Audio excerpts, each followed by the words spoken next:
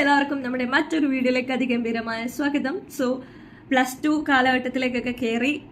ഇനിയും നമ്മുടെ അക്കാഡമിക്സും അതേപോലെ പ്രാക്ടിക്കലും നമ്മളുടെ ആ ഒരു ടെൻഷനേറിയ ഒരു കാലഘട്ടത്തിലേക്ക് നമ്മൾ കാലെടുത്ത് വെച്ചിരിക്കുകയാണ്. നിങ്ങളുടെ പുതിയൊരു അക്കാഡമിക് ഇയറിലേക്ക് ലാസ്റ്റ് അക്കാഡമിക് ഇയറിലേക്ക് നിങ്ങൾ കയറി കഴിഞ്ഞു. അപ്പോൾ ഇവിടെ നിങ്ങൾക്ക് ടെൻഷൻ അല്ല വേണ്ടത്, നിങ്ങൾക്ക് വേണ്ടത് ഇവിടെ ക്ഷമയാണ്. എന്തായാലും നിങ്ങൾ ഡെഫിനറ്റ്ലി പോകും വഴിയെ നിങ്ങൾ പഠിക്കും.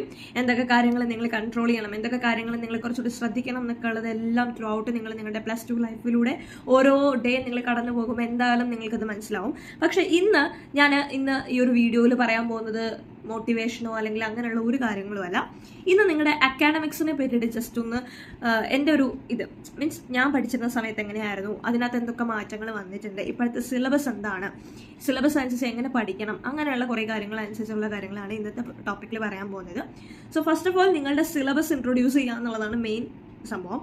നിങ്ങൾക്കറിയാം, നമ്മുടെ NCERT ഇത്രയും നാളും അല്ലെങ്കിൽ SCERT ഇത്രയും നാളും വെച്ചുകൊണ്ടിരുന്ന ഒരു സിലബസിൽ നിന്ന് വളരെയധികം മാറ്റങ്ങൾ വരുത്തിയിട്ടാണ് 2023 പകുതി വർഷം, അതായത് ഞങ്ങൾ പഠിച്ചുകൊണ്ടിരിക്കുന്ന സമയത്താണ് ഈ സിലബസ് അങ്ങോട്ട് മാറുന്നത്. ഇപ്പോൾ സിലബസ് മാറി. അപ്പം നിങ്ങൾക്ക് ഇപ്പോൾ പുതിയ സിലബസ് ആണ് നിങ്ങൾ ഇനിയും പഠിക്കേണ്ടത്. അത് നിങ്ങളുടെ എൻട്രൻസ് എന്നാണെങ്കിലും +1 +2 പഠനത്തിനാണെങ്കിലും ഒക്കെ നിങ്ങൾ ഇനി പുതിയ ടെക്സ്റ്റ് ബുക്ക്, പുതിയ കാര്യങ്ങളൊക്കെ ആയിരിക്കും നിങ്ങൾ പഠിക്കുന്നത്. ഇവൻ ദോ പ്രാക്ടിക്കൽ അടക്കം അങ്ങനെ തന്നെയാണ്. അപ്പം നമുക്ക് അറിയാവുന്ന കാര്യങ്ങളാണ് ഇതൊക്കെ. എന്നാൽ പോലും ചിലവർക്ക് ഇപ്പോഴും ഡൗട്ട്സ് ആണ്, ചേച്ചിയുടെ ചേട്ടൻ്റെ ടെക്സ്റ്റ് ബുക്ക് മതിയോ, അങ്ങനെയൊക്കെ കുറേ കാര്യങ്ങളുണ്ട്. അപ്പം അത് അങ്ങനെയല്ല, നമ്മുടെ സിലബസ് മാറിക്കഴിഞ്ഞു. അപ്പം ഇനി നമ്മൾ ചെയ്യേണ്ടത് സിലബസിനനുസരിച്ച് പഠിക്കുക എന്നുള്ളതാണ് മെയിൻലി നിങ്ങൾ ഫോക്കസ് ചെയ്യേണ്ടതെന്നുള്ളതൊന്ന് മനസ്സിലാക്കി വെക്കുക. ഇനിയും എൻ്റെ മെയിൻ സബ്ജക്റ്റ് എന്ന് പറയുന്നത് ഞാൻ എപ്പോഴും ഫോക്കസ് ചെയ്യുന്ന അല്ലെങ്കിൽ എനിക്ക് എപ്പോഴും സ്കോറിംഗ് ആയിട്ട് തോന്നുന്ന ഒരു സബ്ജക്റ്റ് ബയോളജിയാണ്, which is botany and zoology. അപ്പോൾ രണ്ടും കണ്ടെയ്ൻ ചെയ്യുന്ന ഒരു ടെക്സ്റ്റ് ബുക്കാണ് നിങ്ങളുടെ ബയോളജി ടെക്സ്റ്റ് ബുക്ക്. നിങ്ങളുടെ ടെക്സ്റ്റ് ബുക്ക് നിങ്ങൾക്ക് കിട്ടി കാണും. എന്തായാലും കിട്ടിയിട്ടുണ്ടെങ്കിലും ഇല്ലെങ്കിൽ ഞാൻ ജസ്റ്റ് എൻ്റെ ടെക്സ്റ്റ് ബുക്ക് ഒന്ന് കാണിക്കുന്നത്. എൻ്റെ +2 ടെക്സ്റ്റ് ബുക്കാണ്. സിലബസ് മാറിയപ്പോൾ നമ്മൾ മേടിച്ചതാണ് കേട്ടോ. സിലബസ് മാറിയായിരുന്നു, അപ്പോൾ നമ്മൾ ആ സമയത്ത് മേടിച്ചതാണ്. അപ്പോൾ ഇതിൻ്റെ ഒരെണ്ണത്തിന് എത്ര രൂപയാണെന്ന് എനിക്ക് ഓർമ്മയില്ല കൃത്യമായിട്ട്. പക്ഷെ നമ്മുടെ ടെക്സ്റ്റ് ബുക്ക് ഇത് പുതിയ ടെക്സ്റ്റ് ബുക്കാണ്, 2024 എൻട്രി ചെയ്തിട്ടുള്ള ബുക്കാണ്. ഞാൻ നോക്കിയിട്ടാണ് ഇത് വാങ്ങിയിരിക്കുന്നത്. എനിവേസ്, നമ്മളുടെ ടെക്സ്റ്റ് ബുക്കിനകത്തെ കാര്യങ്ങളെ പറ്റിയിട്ട് പറയാനുള്ള വീഡിയോ ആണ് ഇന്നത്തെ. അപ്പോൾ അതുകൊണ്ട് നമുക്ക് ടെക്സ്റ്റ് ബുക്കിനകത്തുള്ള കാര്യങ്ങളെ പറ്റിയിട്ട് സംസാരിക്കാം. അപ്പോൾ നിങ്ങൾക്ക് നിങ്ങളുടെ rationalised contents in the book എന്ന് കാണിക്കുന്നുണ്ടാവും. ഇത് നിങ്ങളുടെ നേരത്തെ ഉണ്ടായിരുന്ന സിലബസ് 2019 2022 കാലഘട്ടത്തിൽ ഉണ്ടായിരുന്ന സിലബസ് പുതുക്കി എന്ന് പറഞ്ഞിട്ടായിരിക്കും ഇനി നിങ്ങളുടെ ടെക്സ്റ്റ് ബുക്കിൽ ഇങ്ങനെ ഒരു പേജ് എന്തായാലും ഡെഫിനറ്റ്ലി കാണും. ഓക്കെ, അപ്പോൾ നിങ്ങളുടെ +2 ടെക്സ്റ്റ് ബുക്സിൽ നിങ്ങൾക്ക് മിക്കവാറും ടീച്ചേഴ്സ് എല്ലാം കൊടുക്കുന്ന അസൈൻമെന്റുകൾ, കാര്യങ്ങൾ ഇതിനകത്തൊക്കെ വരുന്ന ഒരു കാര്യമാണ്. അതിൽ മാത്സ് ആണ് മെയിനായിട്ട് പറയേണ്ടത്.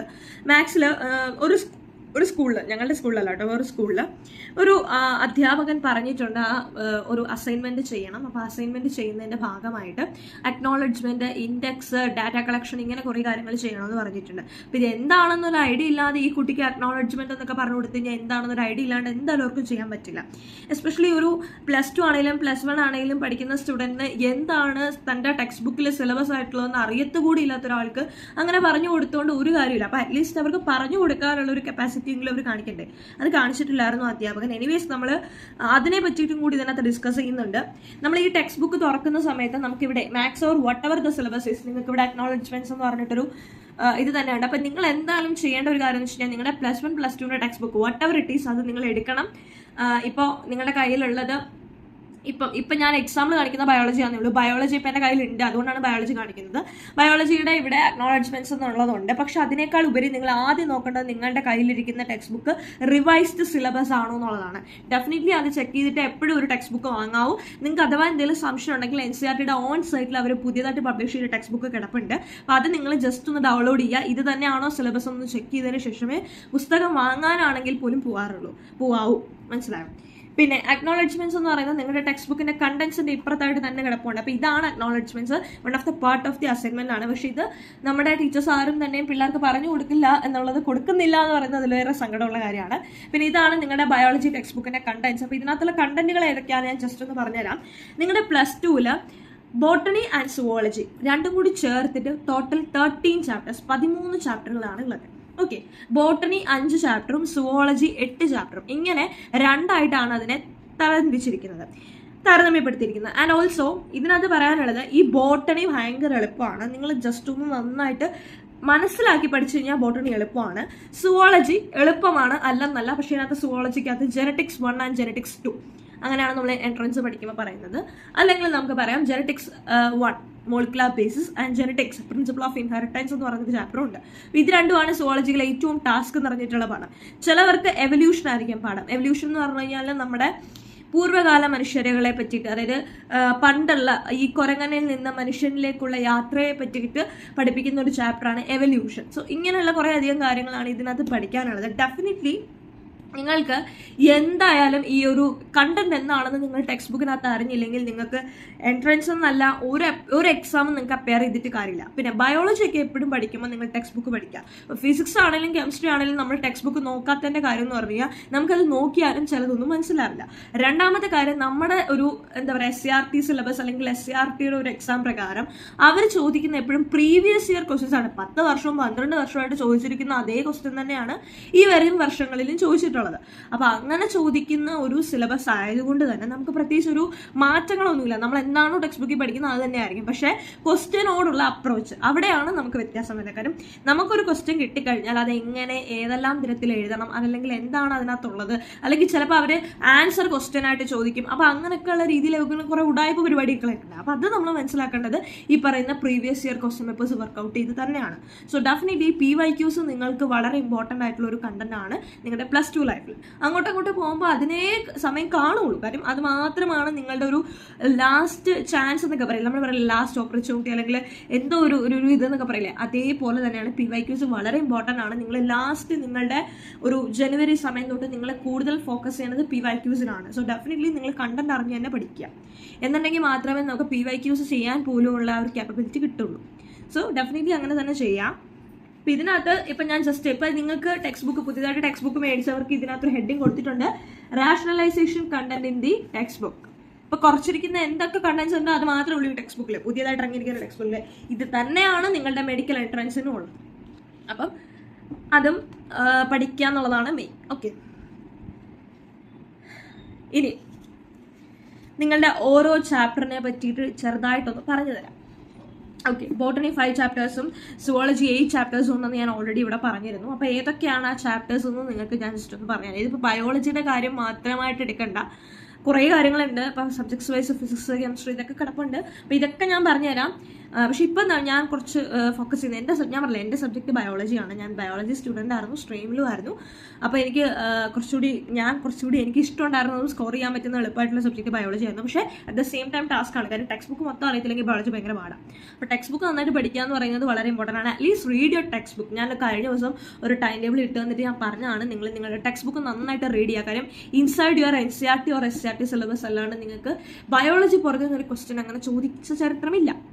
ആൻഡ് ഓൾസോ നിങ്ങൾക്ക് ഈ ഒരു ബുക്കിനെ വിശ്വസിക്കാം, നളന്ദ ബുക്സ്. ഇത് ഞാൻ എൻ്റെ സമയത്ത് വാങ്ങിച്ചിരുന്നതാണ്. ഈ സിലബസ് അല്ല ഇപ്പോഴത്തെ നിങ്ങളുടെ സിലബസ്. ഇപ്പോഴത്തെ നിങ്ങളുടെ സിലബസ് ഈ ടെക്സ്റ്റ് ബുക്കാണ്. ഇത് ഞാൻ എൻ്റെ +2 ലാസ്റ്റ് ഞങ്ങളുടെ ഇത് മാറിയെന്ന് മനസ്സിലായപ്പോൾ ആ ടെക്സ്റ്റ് ബുക്ക് വന്ന സമയത്ത് ഞാൻ വാങ്ങിയതാണ്.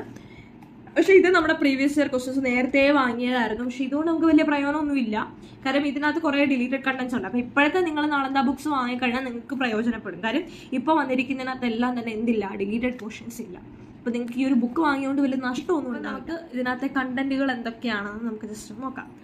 അപ്പോൾ ബയോളജിയുടെ കാര്യമാണ് ഇപ്പം ഞാൻ പറയാൻ പോകുന്നത്. ഫിസിക്സ് കെമിസ്ട്രി ഒക്കെ ഉണ്ട്. ഫിസിക്സിനകത്താണെങ്കിൽ 14 ചാപ്റ്റേഴ്സ് ആണ് നിങ്ങൾക്കുള്ളത് സെക്കൻഡ് ഇയറിൽ.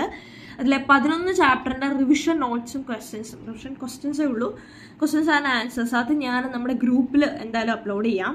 നിങ്ങളുടെ പരീക്ഷയോടനുബന്ധിച്ചൊക്കെ എന്തായാലും ഞാൻ അപ്ലോഡ് ചെയ്യാം. പിന്നെ കുറേ കുട്ടികൾ എനിക്ക് പേഴ്സണൽ മെസ്സേജ് അയക്കുമ്പം അവരുടെ മിക്കവരുടെയും ഒരു ഇതിനകത്തുള്ളതാണ്, ചേച്ചി ഈ ഓണപരീക്ഷയൊക്കെ നടത്തുമ്പോൾ ഓണപരീക്ഷയ്ക്ക് വരുന്ന എത്ര ചാപ്റ്റേഴ്സ് എന്നൊക്കെ ഉള്ളത് അതെന്തായാലും ഞാൻ വേറൊരു വീഡിയോ ആയിട്ട് തന്നെ ചെയ്യാം. കാര്യം അതിൻ്റെ ഒരു ഇതുണ്ട് എൻ്റെ കയ്യിൽ ഉണ്ടായിരുന്നു, പക്ഷെ അത് എവിടെയാണെന്ന് അറിയില്ല, മിസ്സായിപ്പോയി. അപ്പം അതുണ്ടായിരുന്നു എൻ്റെ കയ്യിൽ എത്ര ചാപ്റ്റേഴ്സ് എനിക്ക് ഉണ്ടായിരുന്നു എന്നുള്ളത്. അപ്പോൾ എന്തായാലും ഇതിനകത്ത് വല്ലതും നോട്ട് ചെയ്ത് വെച്ചിട്ടുണ്ടെങ്കിൽ ഞാൻ ഡെഫിനറ്റ്ലി നിങ്ങൾക്ക് പറഞ്ഞു തരാം ഏതൊക്കെ ചാപ്റ്റേഴ്സ് ഉണ്ടെന്നുള്ളത്. ഓക്കെ, അപ്പോൾ എന്തായാലും നമുക്ക് ഇപ്പം ജസ്റ്റ് ഈ ഒരു ടെക്സ്റ്റ് ബുക്കിലൂടെ കടന്നു പോവാം. എനിവേസ്, നമുക്ക് ആദ്യം നമ്മളുടെ ടെക്സ്റ്റ് ബുക്കിൽ പഠിക്കാനുള്ള ചാപ്റ്റർ എന്ന് പറഞ്ഞു കഴിഞ്ഞാൽ, ടെക്സ്റ്റ് ബുക്കിൽ പഠിക്കാനുള്ള ചാപ്റ്റർ മീൻസ് ബയോളജിയുടെ കാര്യമാണ്. നമ്മളിപ്പോൾ ഇപ്പം ചെയ്യാൻ പോകുന്ന കാര്യം എന്ന് പറഞ്ഞാൽ നമ്മൾ ബോട്ടണിയുടെ 5 ചാപ്റ്റേഴ്സ് ജസ്റ്റ് ഒന്ന് ഗോ ത്രൂ ചെയ്യാണ്. എന്തൊക്കെയാണ് ആ 5 ചാപ്റ്റേഴ്സിൻ്റെ names and what are the syllabuses in it, അതാണ് നമ്മൾ പറയാൻ പോകുന്നത്. Okay, so first chapter reproduction എന്ന് പറയുന്ന നിങ്ങളുടെ യൂണിറ്റിൽ നിന്നുള്ള ഒരു ചാപ്റ്ററാണ്. ബോട്ടണിക്കകത്ത് ഫസ്റ്റ് ചാപ്റ്റർ ആണ് sexual reproduction in flowering plants. So definitely നിങ്ങൾക്ക് ആ ഒരു ചാപ്റ്റർ നെയിം കാണുമ്പോൾ തന്നെ അറിയാം, it's all about sexual reproduction in which thing പ്ലാന്റ്സിലുള്ള സെക്ഷൽ റീപ്രൊഡക്ഷനെ പറ്റിയിട്ട് പഠിക്കുന്ന, അതിനകത്ത് നിങ്ങൾ വെറൈറ്റീസ് ഓഫ് പ്ലാന്റ്സ് ഫ്ലവേഴ്സിനെ കുറിച്ചൊക്കെ പഠിക്കുന്ന ഒരു ഏരിയ ആണ് sexual reproduction in flowering plants. So definitely one of the major chapter ആണ് കേട്ടോ നമ്മുടെ ബോട്ടണിയിലെ. ഇതിനകത്തൊന്നും ക്വസ്റ്റ്യൻസ് ഇല്ലാത്തൊരു പരീക്ഷ പോലും ഇല്ല. So definitely you have to study it very well. അടുത്ത ഒരു ചാപ്റ്റർ ആണ് principle of inheritance and variations. ഇതിനെ നമ്മൾ ജെനറ്റിക്സ് 1 എന്നും വിളിക്കാറുണ്ട്. ജെനറ്റിക്സ് ആണ്. ഇതിനകത്ത് നിങ്ങൾ മെന്റലിന്റെ പിയർ, പിന്നെ മെന്റല് കുറെ അധികം ക്യാരക്ടറിസ്റ്റിക്സ് കണ്ടുപിടിച്ചിട്ടുണ്ട്. പോഡിന്റെ ഷേപ്പ്, സീഡിന്റെ കളറ്, ഇങ്ങനെയുള്ള കുറെ കാര്യങ്ങളാണ് principle of inheritance and variations. One of the major chapter and one of the difficult chapter in botany ആണത്. സോ അത് നന്നായിട്ട് പഠിക്കണം. കാര്യം അതിനകത്ത് ക്രോസിങ്സ് ഒക്കെ ഉണ്ട്. അപ്പോൾ ആ ക്രോസിങ്സ് ഒക്കെ നിങ്ങൾക്ക് എന്തായാലും ഡെഫിനറ്റ്ലി വേണ്ടതാണ്. നിങ്ങൾക്ക് ഉള്ളതാണ് dihybrid cross, monohybrid cross, പിന്നെ ടെസ്റ്റ് ക്രോസ്, ഇങ്ങനെ കുറേ കാര്യങ്ങളെ പറ്റിയിട്ട് ഡീറ്റെയിൽ ആയിട്ട് പഠിപ്പിക്കുന്ന ഒരു ചാപ്റ്ററാണ് principle of inheritance and variations. നിങ്ങൾക്ക് അതിനെ വേറെ പേരും കൂടി വിളിക്കാം, ജെനറ്റിക്സ് 1. ജെനറ്റിക്സ് 2 ഉണ്ട്, പക്ഷെ അത് നിങ്ങൾക്ക് സുവോളജിയിലാണ് പഠിക്കാനുള്ളത്.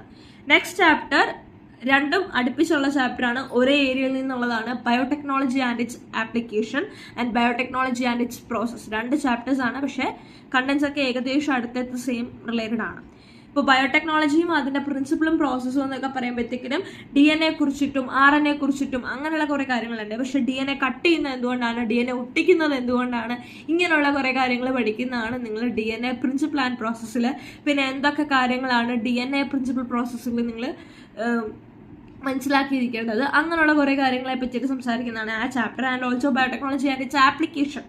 ആപ്ലിക്കേഷനിലെ one of the major and main important question ആണ്. പ്രാക്ടിക്കലിലും കണ്ടിട്ടുള്ളൊരു ഏരിയ ആണ് ബയോടെക്നോളജിയുടെ BT കോട്ടൺ എന്ന് പറയുന്നത്. നിങ്ങൾ ചെയ്തിട്ടുള്ളവരാണെങ്കിൽ അറിയാമായിരിക്കും. ഇപ്പം നിങ്ങൾ പ്രാക്ടിക്കൽസ് ഒക്കെ എഴുതി തുടങ്ങിയവരാണെങ്കിൽ അറിയാമായിരിക്കും. അതിനൊരു പേപ്പർ തന്നെയുണ്ട് BT കോട്ടൻ്റെ, ഒരു ചെറിയ പടമൊക്കെ ഒട്ടിച്ചിട്ട് ചെയ്യാനുള്ളത്. BT കോട്ടൺ എന്ന് പറയുമ്പോഴത്തേക്കും അതിൻ്റെ പേരെന്താണ്, what is the full name of BT cotton, ഇങ്ങനെയൊക്കെ ആയിരിക്കും. What is the full name of BT എന്ന് പറയുന്നൊരു ബാക്ടീരിയ ആണ്, ബാസിലസ് തുരജനിസിസ് എന്ന് പറയും.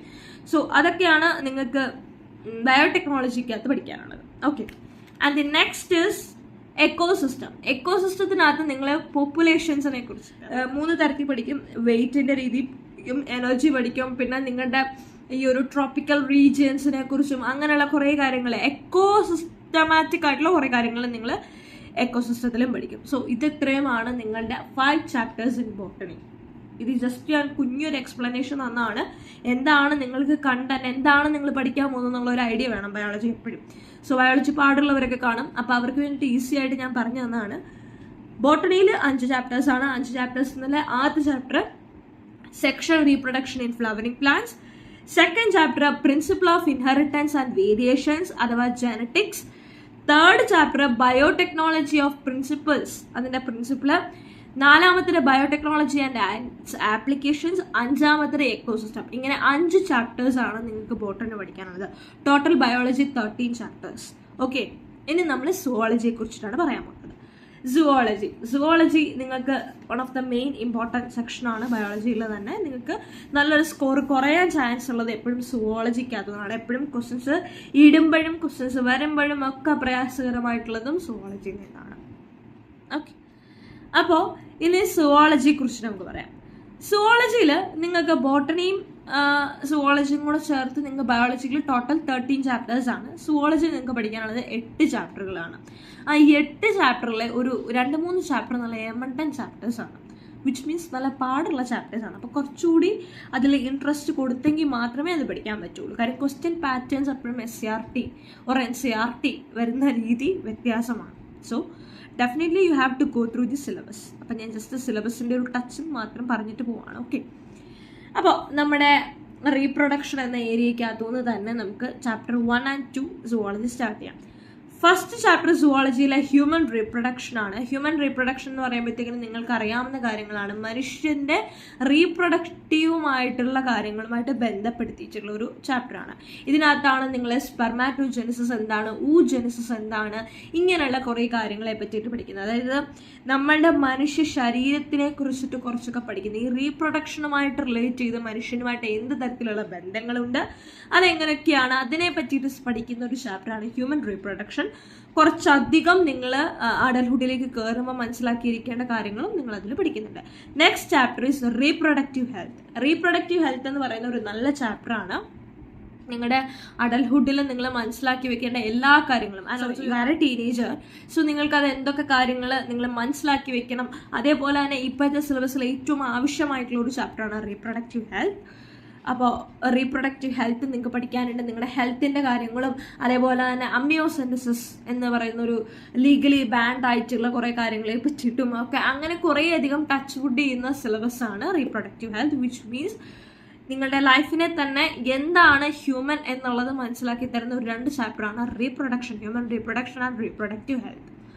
സോ ഇതിൽ നിങ്ങൾക്ക് കുറേ കാര്യങ്ങൾ നിങ്ങളുടെ ലൈഫുമായിട്ട് കണക്ട് ചെയ്ത് പഠിക്കാൻ പറ്റും. അത്ര സിമ്പിൾ ആയിട്ടുള്ള ചാപ്റ്റേഴ്സാണ് അത് രണ്ടും. Okay, and the next is സുവോളജിയിലെ 3rd chapter molecular basis of inheritance. ഞാൻ നേരത്തെ പറഞ്ഞായിരുന്നു ബോട്ടണിയിൽ നമുക്ക് ജെനറ്റിക്സ് 1 എന്ന് പറയുന്നത് principle of inheritance and variations ആണ്. അതേപോലെ തന്നെ ജെനറ്റിക്സ് 2 എന്ന് പറയുന്ന ഒരു ചാപ്റ്ററാണ് molecular basis of inheritance.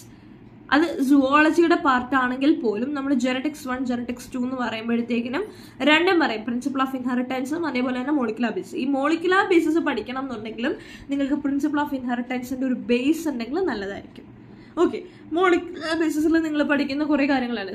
Molecular ബേസിസിൽ നിങ്ങൾ പഠിക്കുന്ന കുറേ കാര്യങ്ങളുണ്ട്.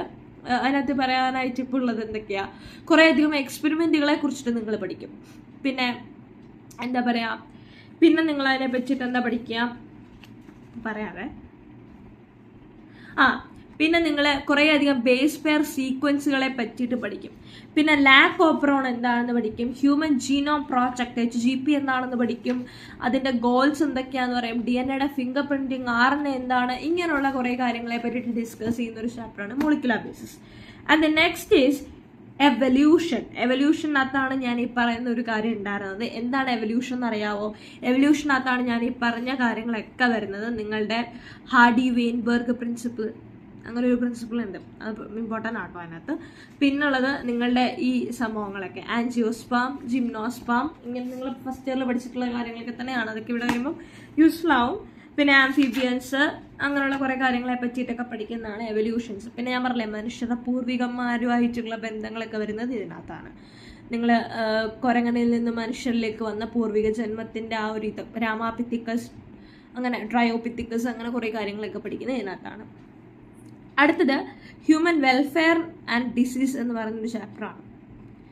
ആ ഹ്യൂമൻ വെൽഫെയർ ആൻഡ് ഡിസീസ് എന്ന് പറയുന്നതും ഇതേപോലെ തന്നെ ഹ്യൂമൻ റിലേറ്റഡ് ആയിട്ടുള്ള നിങ്ങളുടെ വെൽഫെയർ ബീങ്ങിനൊരു കാര്യമായിട്ടുള്ള അതേപോലെ തന്നെ ഡിസീസുകളെ കുറിച്ചിട്ട് പഠിക്കുന്നതാണ്. ടൈഫോയിഡ്, മലേറിയ, ഇങ്ങനെയുള്ള കുറേ കാര്യങ്ങളെ പറ്റിയിട്ട് പഠിക്കുന്ന ഒരു ചാപ്റ്ററാണ് ഹ്യൂമൻ ഡിസീസുകൾ. Okay, human health and disease. And the next is microbes in human welfare. Microbes എന്ന് പറയുമ്പോഴത്തേക്കും വളരെ ഇൻട്രസ്റ്റിംഗ് ആയിട്ടുള്ള ചാപ്റ്ററാണ് ഈ മൈക്രോബ്സ് ഇൻ ഹ്യൂമൻ വെൽഫെയർ. കാരണം ഇവിടെ നിങ്ങൾ കുറേയധികം പേരുകൾ പഠിക്കും. ഇൻട്രസ്റ്റിംഗ് ആണ് കേട്ടോ, ഭയങ്കര രസമാണ്. ഇൻട്രസ്റ്റിംഗ് ആയിട്ട് നിങ്ങൾക്ക് പഠിക്കാനും പറ്റും. നിങ്ങൾക്ക് ആർക്കെങ്കിലും എന്തെങ്കിലും ഡൗട്ട് ഉണ്ടെങ്കിൽ ചോദിച്ചാൽ മതി. നല്ല ചാപ്റ്ററാണ്. മൈക്രോബ്സ് എന്ന് പറയുമ്പോഴത്തേക്കിനും ഇപ്പോൾ പാലിനകത്ത് നിങ്ങൾ പാല് തൈരാക്കുന്നു, അപ്പം നിങ്ങൾക്ക് എന്ത് ഇത് കിട്ടുന്നു. അതേപോലെ തന്നെ നിങ്ങൾക്ക് ആ ഓരോ ബാക്ടീരിയകളുടെ പേര്, അസെറ്റോബാക്ടർ, അങ്ങനെ കുറേയധികം സംഭവങ്ങൾ നിങ്ങൾ പഠിക്കും. ബാക്ടീരിയ, ഫംഗസിൻ്റെ, അതേപോലെ തന്നെ നമ്മുടെ ഈ ടോമാഞ്ചറിക്കകത്തുള്ള ചീസ് അറിയാവും നിങ്ങൾക്ക്, സ്വിസ് ചീസ് എന്ന് പറയും. ആ ചീസിൻ്റെ സംഭവങ്ങൾ, ആ ചീസ് എന്തുകൊണ്ട് ഉപയോഗിച്ചിരിക്കുന്നു, അങ്ങനെയുള്ള കുറേ സംഭവങ്ങളൊക്കെ അടിപൊളിയായിട്ട് നിങ്ങൾ പഠിക്കുന്ന ഒരു ചാപ്റ്ററാണ് microbes in human welfare. And the next is അടുത്ത ചാപ്റ്ററാണ് ഓർഗാനിസം ആൻഡ് പോപ്പുലേഷൻ. ഈ organism and population one of the simplest chapter in സുവോളജിയാണ് എനിക്ക് തോന്നിയത്. അതിനകത്ത് നിങ്ങൾ പഠിക്കാൻ പോകുന്ന മ്യൂച്വലിസം, അതായത് ഇൻട്രാക്ഷൻസിനെ കുറിച്ചിട്ടാണ്. Positive positive positive, negative positive, zero negative, zero negative negative, ഇങ്ങനെ കുറേയധികം ഇൻട്രാക്ഷൻസ് ഉണ്ട്. ഇതിന് പേരുകളും ഉണ്ട്, എക്സാമ്പിൾസും ഉണ്ട്. ഇതിനെക്കുറിച്ചൊക്കെ നിങ്ങൾ പഠിക്കുന്നൊരു ചാപ്റ്ററാണ് ഓർഗാനിസം ആൻഡ് പോപ്പുലേഷൻ. ഇതിനകത്ത് പറയുന്നതാണ് മ്യൂച്വലിസം, അമെൻസലിസം, കമെൻസലിസം, ഇങ്ങനെയുള്ള കുറേ കാര്യങ്ങൾ.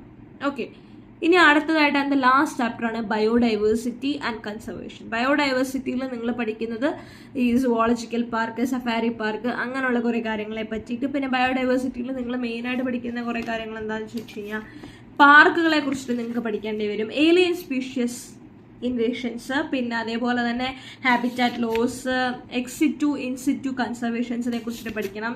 അങ്ങനെ കുറേ കാര്യങ്ങൾ. പിന്നെ നിങ്ങൾക്ക് 2 ഗ്രോത്തുകളെ കുറിച്ചിട്ട് പഠിക്കാനുണ്ട്, റിലേഷൻഷിപ്സിനെ പറ്റിയിട്ട് പഠിക്കാനുണ്ട്, സ്പീഷ്യസ് ഏരിയ റിലേഷൻഷിപ്പ്. പിന്നെ ഡൈവേഴ്സിറ്റീസിനെ കുറിച്ചിട്ട് പഠിക്കാനുണ്ട്. നിങ്ങൾക്ക് 3 തരം ഡൈവേഴ്സിറ്റി ഉണ്ട്, അതൊക്കെ പഠിക്കാനുണ്ട്. അപ്പം അങ്ങനെ ഒരു രസകരമായിട്ടുള്ള സുവോളജി ഒരു 8 ചാപ്റ്ററും ഉണ്ട്. അപ്പം ഇതിനകത്ത് ഏറ്റവും സിംപ്ലസ്റ്റ് പറഞ്ഞ പോലെ ബോട്ടണിയും, അതേപോലെ തന്നെ ഇതിനകത്ത് ഏറ്റവും സിംപ്ലസ്റ്റ് ഏതാണെന്ന് ചോദിച്ചു കഴിഞ്ഞാൽ ഡെഫിനറ്റ്ലി അത് ഓർഗാനിക്സ് ആൻഡ് പോപ്പുലേഷനാണ് ഞാൻ പറയുന്നത്. പിന്നെ ആദ്യത്തെ കുറച്ച് ചാപ്റ്റേഴ്സ് ഉണ്ടല്ലോ, ഇപ്പം ഹ്യൂമൻ റീപ്രൊഡക്റ്റീവ് ഹെൽത്ത്, അതൊക്കെ നിങ്ങളുടെ ലൈഫുമായിട്ട് നിങ്ങൾക്ക് കണക്ട് ചെയ്ത് പഠിക്കാൻ പറ്റുന്നൊരു ചാപ്റ്ററാണ്.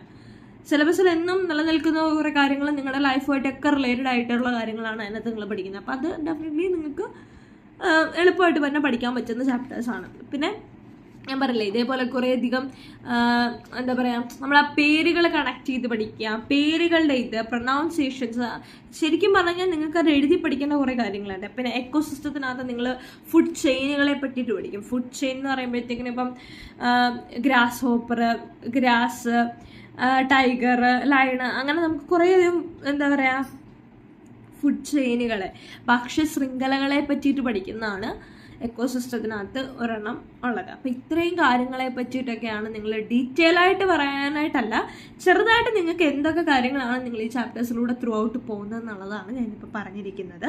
അപ്പോൾ ഇതാണ് ബയോളജിയെ പറ്റിയിട്ട് പറയാനുള്ളത്. ഇപ്പോൾ ഫിസിക്സ് അല്ലെങ്കിൽ മറ്റൊരു സബ്ജക്റ്റിനെ കുറിച്ചിട്ട് അത്രയും പറയാൻ ഞാൻ പ്രോ ആയിട്ടില്ല. അപ്പോൾ ബയോളജി എനിക്ക് നിങ്ങൾക്ക് ആപ്റ്റായിട്ട് പറഞ്ഞു തരാൻ പറ്റും. +1 ബയോളജി ഇമ്പ്രൂവ്മെൻറ്റ് എഴുതുന്ന കുറച്ച് പേരുണ്ടെന്ന് പറഞ്ഞിരുന്നു. അപ്പോൾ അവർക്ക് എന്തായാലും നമുക്ക് എന്തെങ്കിലുമൊക്കെ ചെയ്തു തരാൻ പറ്റുവാണെങ്കിൽ ചെയ്തു തരാം. പിന്നെ എല്ലാവരും എൻ്റെ അടുത്ത് ചോദിച്ചിരുന്നാണ് ഫിസിക്സ് ഇമ്പ്രൂവ് ചെയ്യട്ടെ, ഫിസിക്സിന് ക്വസ്റ്റ്യൻസ് തരാമോ. ഫിസിക്സ് ആക്ച്വലി ഞങ്ങളുടെ സ്കൂളിൽ നിന്ന് പണ്ട് നേരത്തെ പഠിച്ചുകൊണ്ടിരുന്നപ്പോൾ ഒരു സാറ് തന്നിരുന്ന കുറച്ച് ക്വസ്റ്റ്യൻസ് ഉണ്ട്. അത് വേണമെങ്കിൽ ഞാൻ നിങ്ങൾക്ക് ഇട്ട് തരാം. നിങ്ങൾക്ക് വേണമെങ്കിൽ നിങ്ങൾ ഡെഫിനറ്റ്ലി പഠിച്ചിട്ട് പോകേണ്ട കുറച്ച് ഏരിയാസ് ആണ്. പറ്റുവാണെങ്കിൽ ഇത് പഠിച്ചിട്ട് പോകാം കേട്ടോ. ഇത് എല്ലാ ചാപ്റ്റേഴ്സും ഇല്ല, ഇതിനകത്ത് കുറച്ചെണ്ണേ ഉള്ളൂ, അതുള്ളത് ഞാൻ ഇട്ട് തരാം. ഓക്കെ, തരാം.